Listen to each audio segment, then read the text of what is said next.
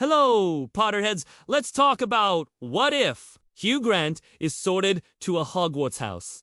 Let's go. When considering which Hogwarts house Hugh Grant would be sorted into, his classic on-screen persona points to a clear choice: Ravenclaw House. Throughout his most famous roles, from the bumbling but charming Prime Minister in Love Actually to the witty, often insecure Charles in Four Weddings, and A Funeral, Grant's characters consistently display a quick, intellectual wit and a certain cerebral charm. They are thinkers, often overthinking, who navigate social situations with a keen, if sometimes awkward, intelligence. This focus on intellect, self, and clever wordplay aligns perfectly with Ravenclaw's core values of wit, learning, and wisdom. He embodies the part of a clever, slightly detached observer who uses his intelligence to navigate complex emotional landscapes, a hallmark of the Ravenclaw archetype. A case could also be made for Hufflepuff House, particularly when we consider the underlying motivations of many of his characters.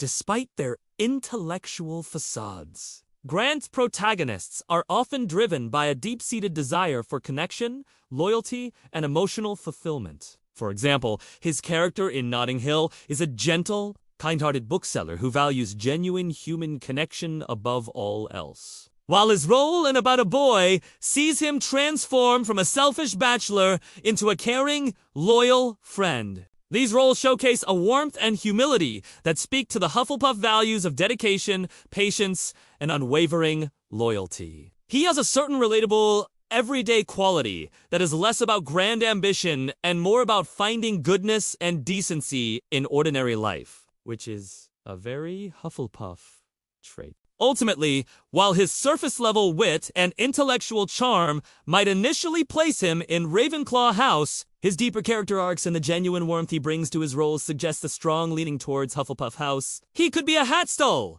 a term for a student who could belong in multiple houses. The Sorting Hat might take a long time to decide between the two, ultimately seeing his heart's true desire for loyalty and kindness as the defining characteristic. However, a final decision would likely be Ravenclaw House, as his most defining characteristic across his long and varied career is his unique brand of intellectual awkwardness, a trait that fits the House of Wisdom and Wit to a T. Any other celebrities you want to sort? Kindly comment and subscribe!